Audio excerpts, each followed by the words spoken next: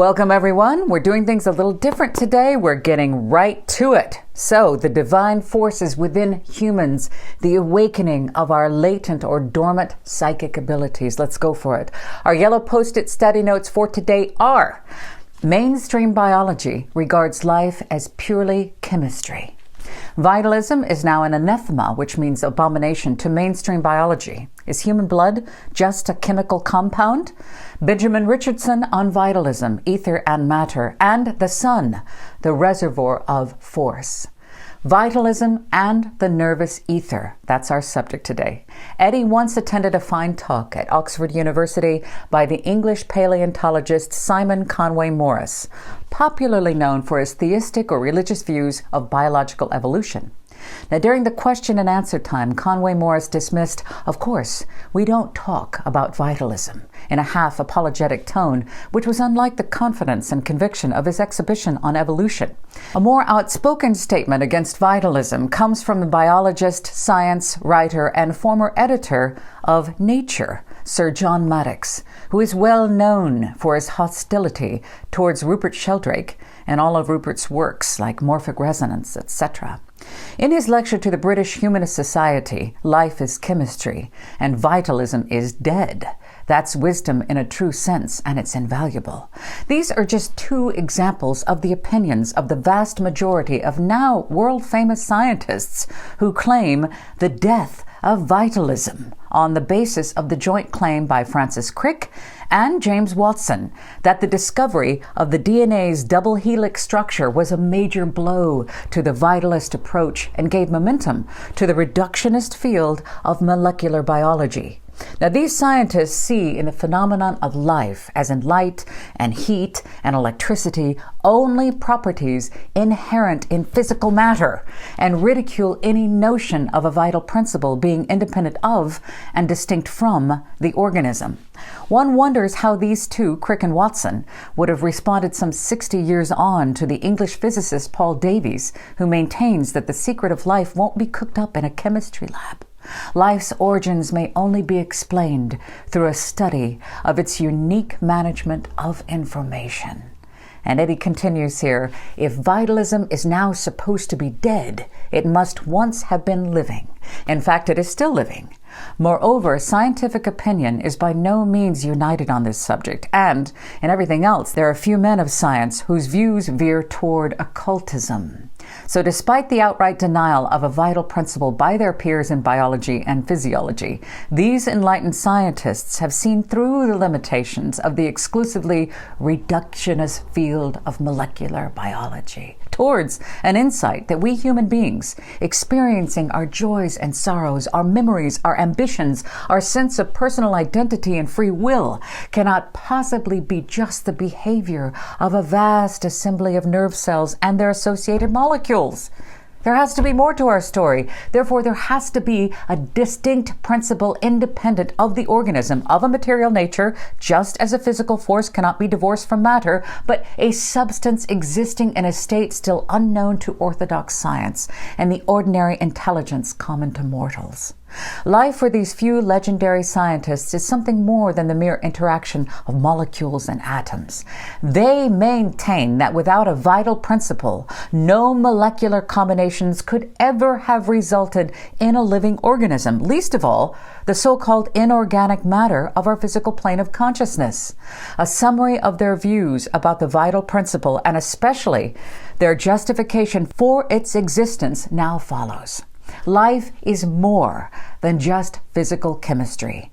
Life is more than just chemistry. It's shown impressively by Alexis Carrel, the French professor, surgeon, and biologist, in his book Man, the Unknown. He shows the difference in measurable ratio in externally similar processes, one of which occurs within the domain of using the human organism as an example, and the other outside of it. Now, Carrel compares the quantity of liquid, stay with me here, necessary to keep artificially alive a piece of living human tissue which has been reduced to pulp, with the quantity of blood doing the same within the living organism.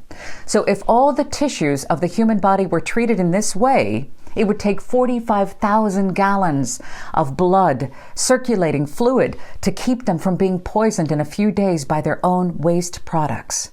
Within the living organism, the human body, the blood achieves the same task with only 1.5 gallons.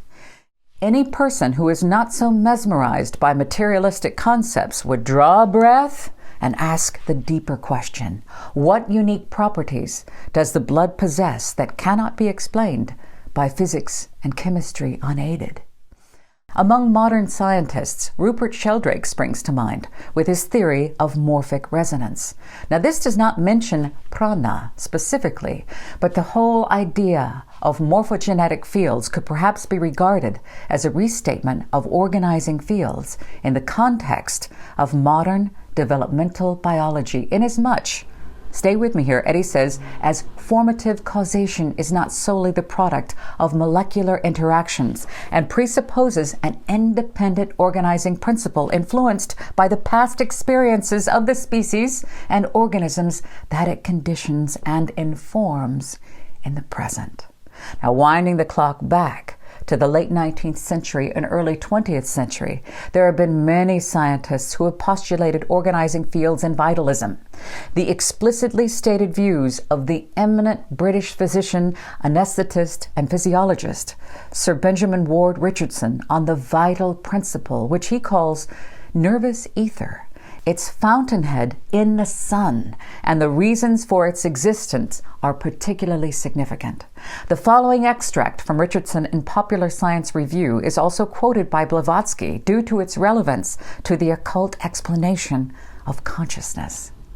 The idea attempted to be conveyed by the theory is that between the molecules of matter, solid or fluid, of which the nervous organisms, and indeed of which all the organic parts of the body are composed, there exists a refined, subtle medium, vaporous or gaseous, which holds the molecules in a condition for motion upon each other, and for arrangement and rearrangement of form, a medium by and through which all motion is conveyed, and by and through which the one organ or part of the body is held in communion with the other parts, and by and through which the outer living world communicates with the living man, a medium which, being present, enables the phenomena of life to be demonstrated, and which, being universally absent, leaves the body actually dead. This is the life force. In referring to the refined, subtle medium, Richardson continues, I use the word ether in its general sense as a meaning for a very light or a vaporous or gaseous matter. I use it, in short, as the astronomer uses it when he speaks of the ether of space, by which he means a subtle but material medium. When I speak of a nervous ether, I do not convey that the ether is existent in nervous structure only. I believe truly that it is a special part of the nervous organization. But as nerves pass into all structures that have capacities for movement and sensibilities, so the nervous ether passes into all such parts, according to my view, a direct product from blood. So we may look upon it as part of the atmosphere of blood. About the nature of ether, he says here, I speak only of a veritable material agent, refined it may be to the world at large, but actual and substantial. An agent having quality of weight and volume, an agent susceptible of chemical combination and thereby of change of physical state and condition. An agent passive in its action, moved always, that is to say, by influences apart from itself, obeying other influences. An agent possessing no initiative power, no force or strength of energy, but still playing a most important part, if not a primary part, in the production of the phenomena, resulting from the action of the energy upon visible matter. Acknowledging the wisdom of the elders, Richardson continues, The evidence in favor of the existence of an elastic medium pervading the nervous matter and capable of being influenced by a simple pressure is all convincing. In nervous structure, there is unquestionably, Eddie says here, a true nervous fluid, as our predecessors taught. Paracelsus, for one, who called it liquor vitæ, which means the water of life, and Archæus, which is the spirit or force, which Paracelsians believed dwelt in and presided over all living things.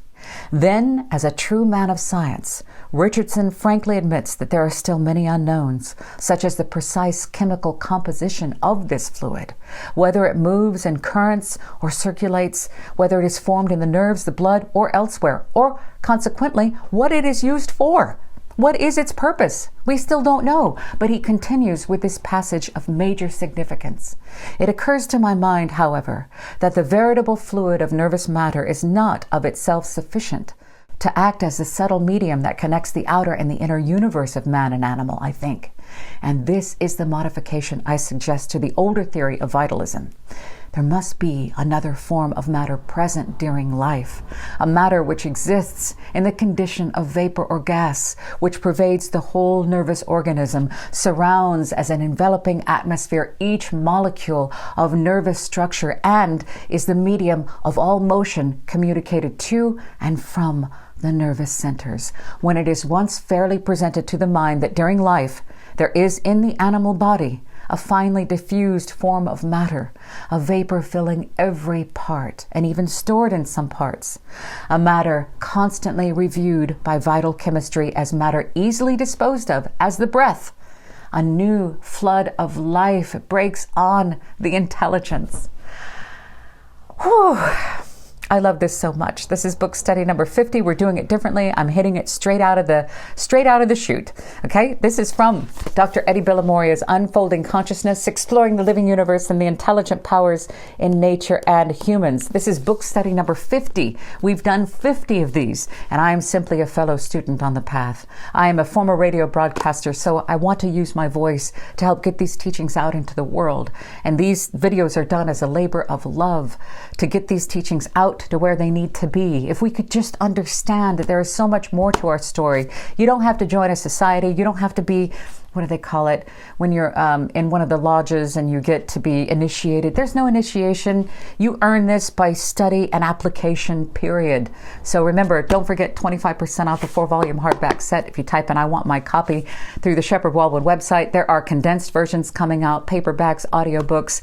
Thank you, Eddie, for working 20 years on this magnum opus, a 1,300 page 4-volume set. And we do these book studies. I'm doing them now once a week. I think I might take them, once we hit 52, I might take them to either once a month or possibly fortnightly. Is that a word? I love you. I'll see you soon.